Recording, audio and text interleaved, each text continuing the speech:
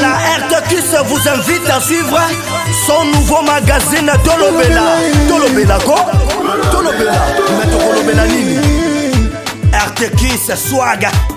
Batata ba mama to sengi boya po Tolobela. Tolobela. Makamba ki sante zo simba te boya Tolobela. Tolobela. Ba solution. Boya Tolobela. Tolobela. Oui, mama. Balala Tolobela. Tolobela. Tolobela.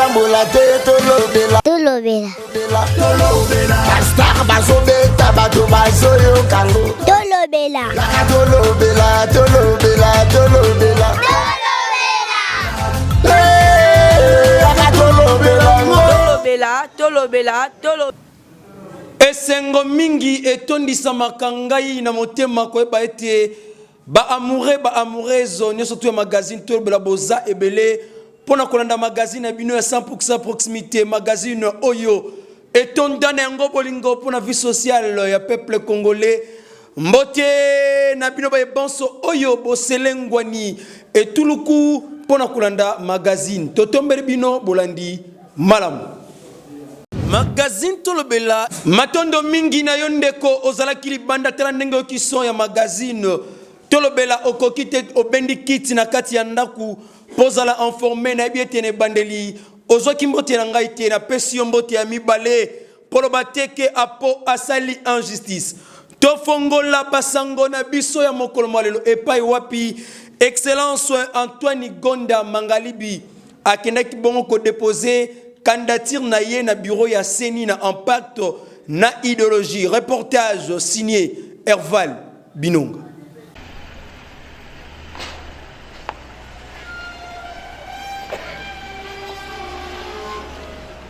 Samedi 15 juillet 2023, nde akendaki kosala dépôt ya candidature na ye na bureau ya Seni antenne ya Madimba ye nani Honorable Antoine Gonda Mangalibi, papa social, bo bakiselaka ye papa Mayele. Kasi esengeli koyeba ke après avoir déposé candidature na ye, Honorable Antoine Gonda Mangalibi azwaki carte de lecteur na ye pona kolakisa ke masolo ya élection eza penza chitunga wo, c'est-à-dire ba élection ezali. Boyo kanenge yemoko alobi na micro ya magazine Tolobela. Députation nationale. On n'a pas encore commencé la députation provinciale, mais moi c'est plus national. Provincial, ça viendrait, je sais qui est-ce qu'on va soutenir. Mais pour le moment c'est la députation nationale, c'est ça qui est important et c'est pour ça que je suis venu, pour confirmer. Le message d'abord c'est un message de remerciement. Pour ce qu'ils ont fait pendant la législature précédente qui a permis qu'on puisse réaliser le projet de société par rapport au développement. Je pense que depuis la législature passée et maintenant quand je vois Kisantu, c'est véritablement devenu une ville où le monde entier parle. Quand on parle de Kisantu, on pensait avant que c'était la capitale de la RDC. Je dis non, Kisantu c'est à côté. Le président de la République a confirmé qu'il y aura élection. Qui suis-je pour dire le contraire? Je ne peux que suivre ce qu'il a dit. Il a dit qu'il y aura élection, et par ce qui est en train de se passer ici, effectivement, il doit y avoir élection. Et je confirme, si je suis venu, c'est parce que je suis convaincu qu'il y aura élection. Et toute cette population qui est là, qui s'est enrôlée, qui suit tout un processus, c'est pour qu'il y ait ces élections-là et qu'on puisse aller de l'avant en toute légitimité. Donc élection, il y aura. Il ne faut pas commencer à douter là-dessus que non, qu'il y aura peut-être... Non, il y aura élection. Les gens doivent s'enrôler, les gens doivent pouvoir suivre le processus pour qu'on puisse aller maintenant, donc qu'on puisse mettre ça de côté et qu'on évolue vers la stabilité pour ce pays. Et surtout quand on voit la situation au niveau de l'Est, donc il est important de pouvoir légitimer les instances officielles. Totikala kaka na matali mwana mboka excellence Antoine Gonda Mangalibi après avoir déposé candidature na ye alekaki kuna epai ya évêque oyazali kota la diocèse na biso ki santu Monseigneur Crispin Kimbeni. Landa reportage na magazine Tolobela. Après avoir kosala dépôt ya candidature na ye na seni antenne ya Madimba, honorable Antoine Gonda Mangalibi, papa social, akendaki korendre visite epai ya évêque Crispin Kimbeni ya diocèse ya Kisantu pona kosolola na ye maye matali incendie oyo esalemaki na Sodako. Visite ena elekaki kitoko makasi penza pe évêque Crispin Kimbeni atondisamaki na esengo makasi po ete na tango ya pasi nde bayebaka batu ya malamu. Na nsima ya lisolo na bango, honorable Antoine Gonda en vrai madimbadien afélicitaki évêque na maîtrise oyo azalaki na yango devant kafuma na likambo ya somo oyo ekweli bango na diocèse ya Kisantu oyo ye azali numéro 1. Toyoka maloba ya honorable Antoine Gonda, l'homme du peuple, na micro ya magazine Tolobela. Remercier parce que là c'est le berger, c'est notre berger qui encadre toutes ces brebis. Et moi qui suis chrétien, catholique, croyant et pratiquant, la première des choses, en rentrant donc sur la terre de nos ancêtres, c'est de s'assurer que la lumière, le phare, parce que lui représente le phare, donc le phare de Kisantu, qui est donc l'évêque, il fallait venir donc le saluer et avoir sa bénédiction.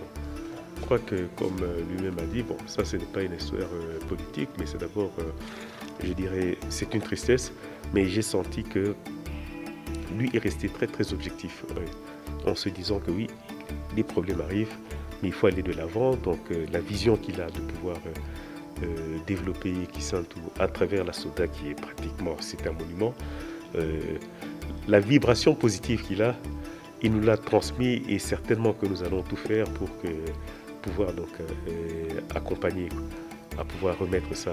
Un problème est arrivé, mais lui-même est resté objectif et positif en disant non, continuons, mais alors il faut qu'on puisse continuer avec lui. Il y a un accident, bon, on va voir, évidemment il y a les enquêtes qui sont en train de se faire, mais le plus important c'est de pouvoir reprendre et d'aller de l'avant.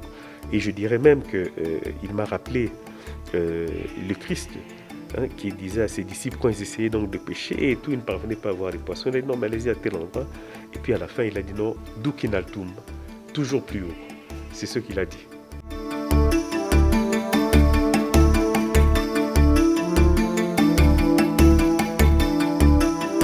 Excellence Antoine Gonda Mangalibi azangaki te kokita wana na route nationale numéro 1 précisément na Kikonka na marché pona kosolola na bandeko na ye ya territoire ya Madimba. Landa reportage ndenge ya mama basepelaki na présence na ye.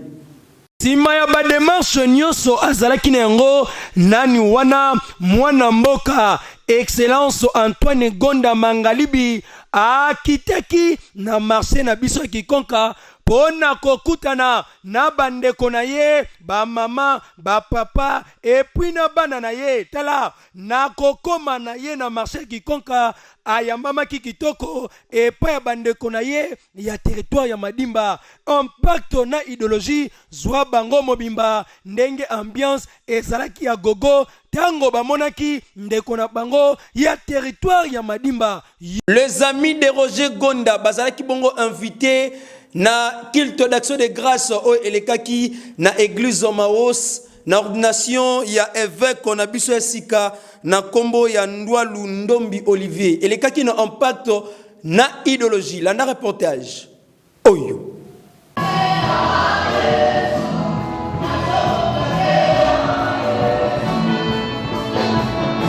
Les amis de Roger Gonda, bazalaki bongo invité na mobange na culte d'action de grâce oyo elekaki na église Maos Gare pona milulu ya évêque Ndwalu Ndombi Olivier oyo akomi évêque na biso ya sika akobanda kotala ba église de réveil nyonso oyo ezwami awa nde na culte wana. Les amis de Roger Gonda bazalaki invité kuna tomonaki ya basali ya Nzambe bazalaki wana pona kosepela ensemble na ndeko na bango oyo azwi mosala ya Nzakomba.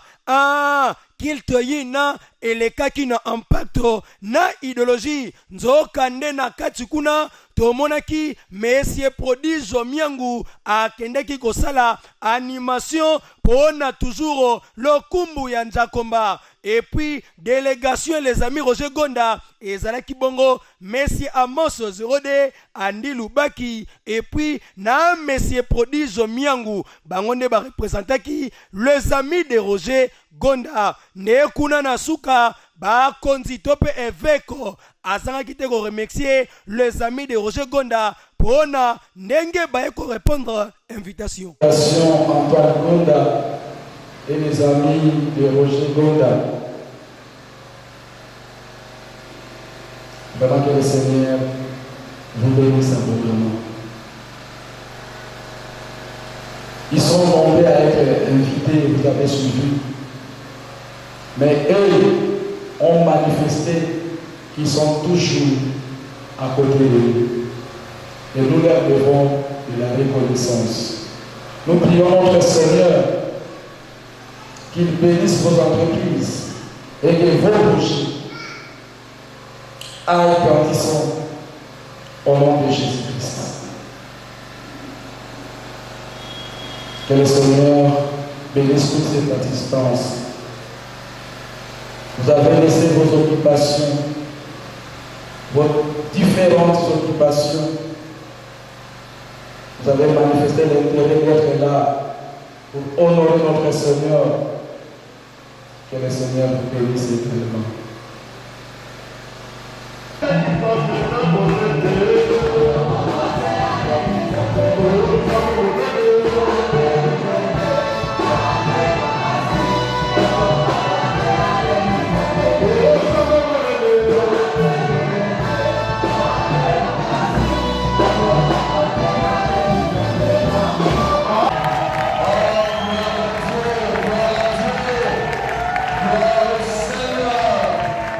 Bande kona biso ya église CAC Inkisi bazalaki bongo na milulu minene nde kuna bandaki liboso na baptême ya bande kona biso oyo bazwaki baptême nde le 16 bayaki ko continuer milulu na bango na matondo na église na bango. Lana reportage oyo ndenge milulu elikelaki. 15 juillet 2023 et na église CAC Inkisi baleki na biso ekodima basalaki alliance na Nzakomba balekaki bongo na baptême o biso tuto ebiete biso nyonso tuto lekaka na baptême bango pe lokola basalaki yango na impact na idéologie pona kosala alliance na Nkolo Nzakomba elekaki na kimia nyonso kuna epai wapi esalemelaki kasi esengeli koyeba ete après avoir koleka na baptême na mokolo ya le 16 église CAC Inkisi bazalaki bongo na mobange na matondo kuna na église na bango elekaki na impact na idéologie kilti wana ezalaki kitoko ba choral eyembaki pe nyonso tu elekaki na kimia nyonso amani kati ozale kobongama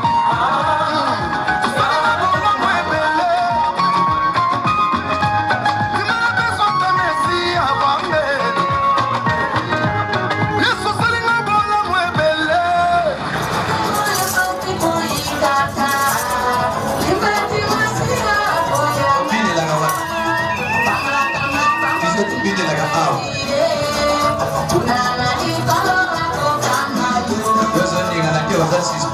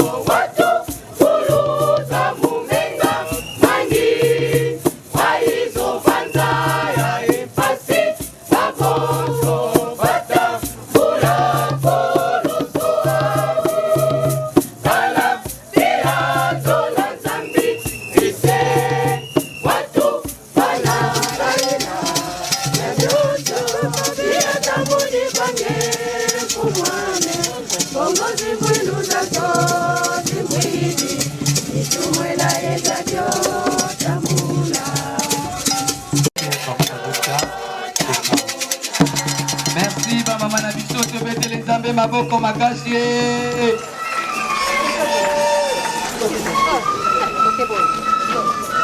Wana ezalaki ba mama yolingi toyoka groupe fanfare pas propice. Bongo Mateya et Selema qui n'a impact na idéologie. Révérend pasteur Estras Mfumfu de la CBFC ici, pasteur titulaire qui a organisé cette fête d'action de grâce. Oui, événement eleki malamu na coutume na biso tozalaka na fête oyo une fois l'an. Yango ne biso tolekisi lelo. Certes, c'est la première fête depuis que naye awa lokola pasteur titulaire de l'église oyo, mais déjà comme on a makamnenge lekeli, nous sommes très contents. Merci.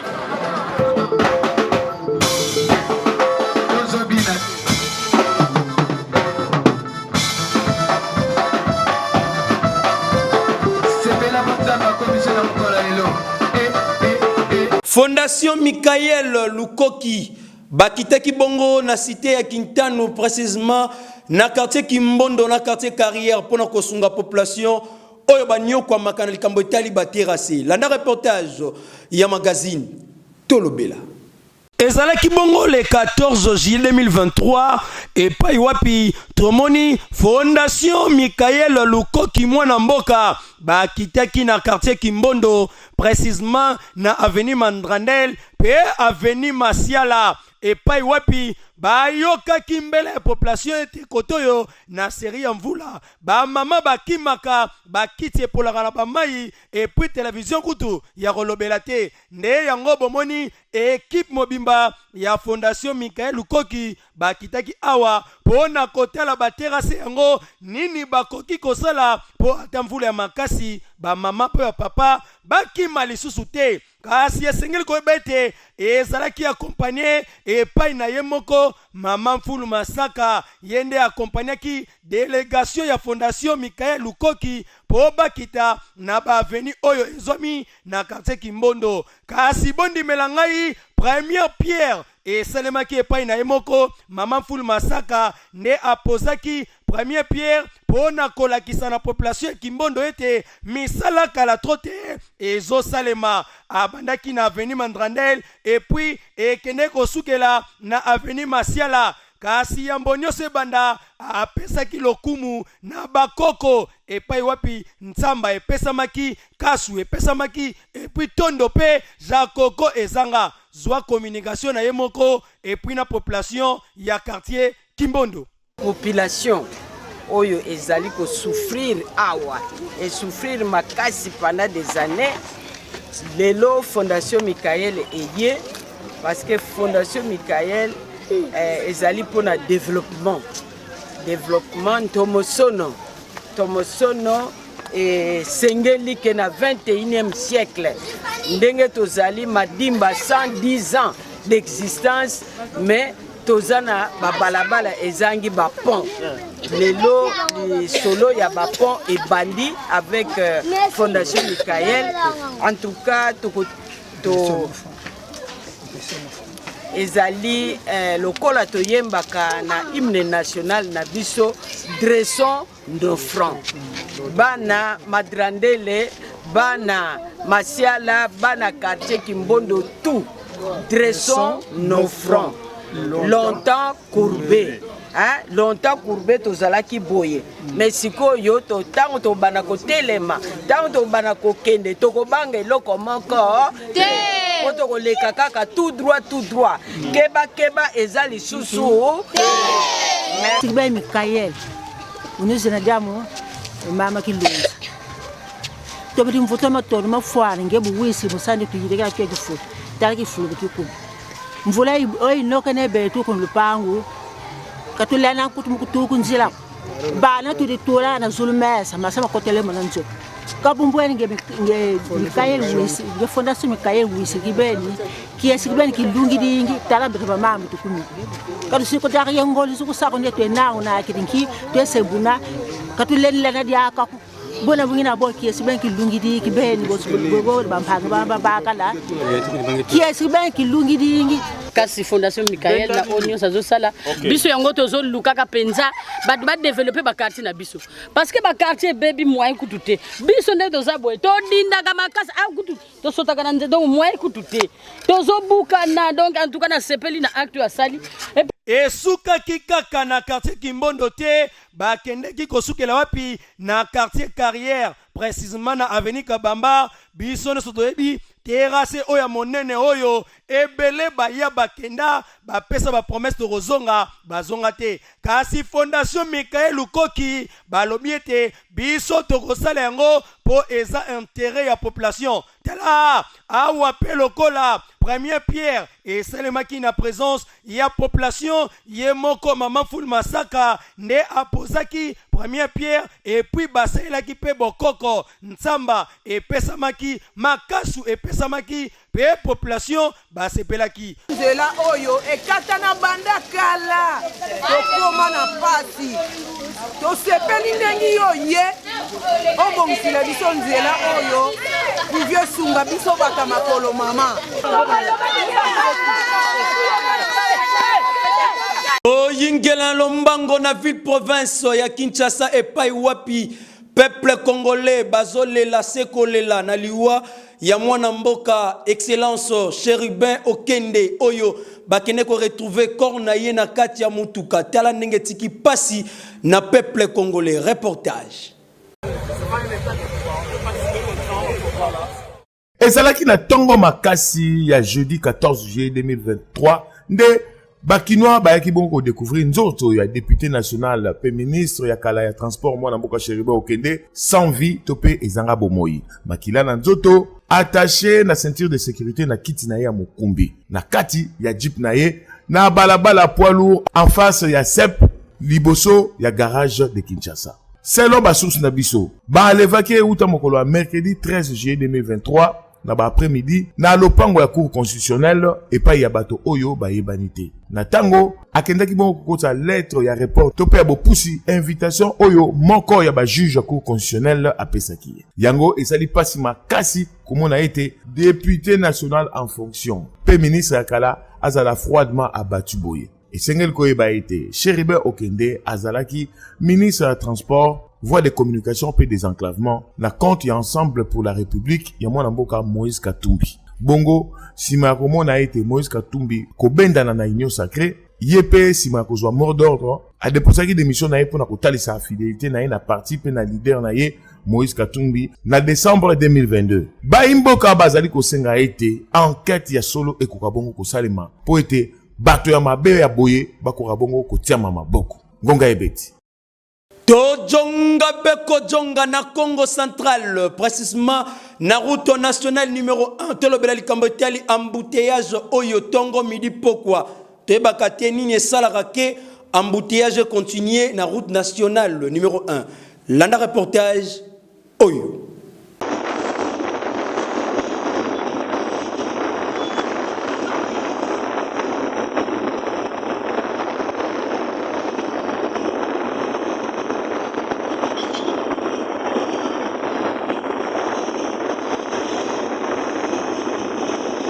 Magazine Tolobela, magazine no yambinga pe ya Gayar, et sali constat que mikolo yo ba embouteillage komi kolekandelo.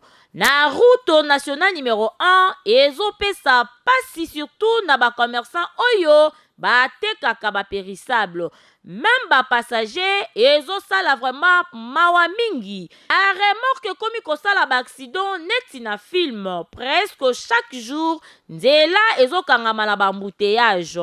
Kasi tozo senga na ba konzi ya mboka ba bwaka pe miso na ba route secondaire lokola biso awa na Kisantu route kikonka mission ba bongisa yango ekoma na eta ya malamu ekosunga pe bandeko na biso ba chauffeur na ka ya bambouteillage.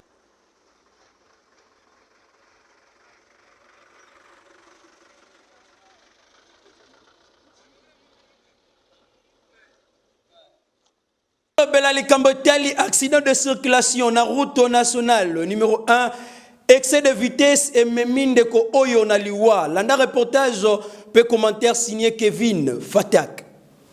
Awa tozali na Kisantu précisément na Kikola mobange na accident esalemaki wana juste na petit coin ya Mbwela. Voiture kecho e uti Kisantu na Mbangu e komi na coin ena roti elongwe na place e sali 4 tonneaux ya pasi ezake mutu mokonde akufi sur place et sali pasi pe mawa.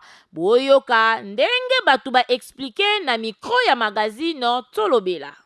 Biso beto za likolo mais toyoki kaka mutu ke kwei e witaki koto na kota Mbanzangu e komi a ebeti tonneau. Tu komona ke garçon oya kufi ba misusu ba blessé ba na hôpital.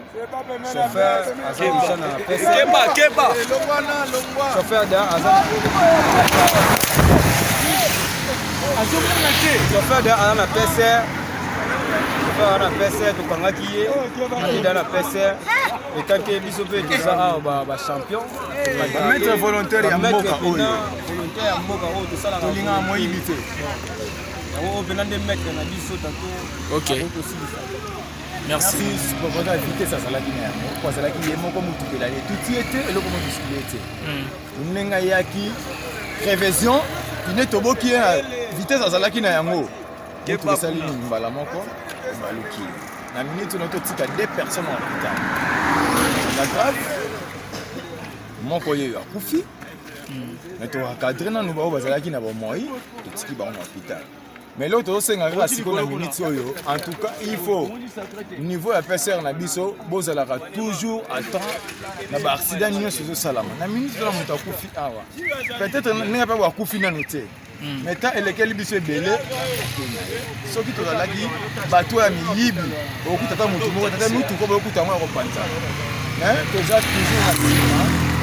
y a le président qui facilite un ordre. Yango moni biso ba garçon ya Mbwela ba maître ya Mbwela tozo sala honneur ya quartier na biso Mbwela po ezala na honneur même accident salami to yibaka te to sécurisaka ba ninga ba ke na hôpital ba kufi to bengi PCR ba bazui bango ba kei moi c'est maître ça wana dianga oyo asimbi moi encadrement ya jeunesse ya Mbwela ba ninga tozali kikola kikonka tozo kita boeti o matakuna biso ne bato tozo sécuriser pendant prince chaussée oyo de la vie normalement. Merci. Merci beaucoup. Ndeko yeyo bozomona ndenge lali na bimisaki carte na ye to bimisaki yango identité na ye ezali donc ndenge za bo identité na ye carte électeur na ye ezali to benga ba ko communiquer selon procédure ya carte ba comment ba ndeko awande to sukisi basango na biso mokolo malelo na maboko na nga nazali na stylo soki na tiki yango na se elinga koloba ete Jakoko Serge Mbaki azangisa video du jour machine madaka daka to jonga beko jonga na ngambo na yo. 你别笑，做一个专业的演员吗？你别笑，做一个专业的演员吗？ Magazine Tolobela matondo mingi na yondeko ozalaki liboso ba etando ikie na bino pona kolanda magazine ya 100% proximité magazine oyo ezwa ndingisa ya conformer population oeba ezali koleka na ville province ya Congo central précisément na République démocratique du Congo ngai na bino tokutani mikolo mezali koya esengi ko bete soki bosepela kina ngai esengi ko pesa merci mingi na cordon Bruno Binonga Herval Igota Mitoka Serge Mbaki ingénieur Jocelyn Swag Baba Simbaki Bendele pour magazine ameleka na impact na idéologie équipe rédactionnelle ozala qui présenté na ngande konabino Apo Kiveka Moura de la presse ami yaba ndeko na ye nyonso tukutani mikolo mi jalikoya bangolo fundu bisolo lendo est-ce que ko simba nazarara tolobela meto kolobela nini RTK swaga belako tolobela meto kolobela nini RTK swaga batata ba mama to sengi boya potolobela makamba ki sante zo simba te boya tolobela ba solution boya tolobela mama balala tolobela tolobela mozotambola te tolobela tolobela bastar bazobeta bato bazoyokango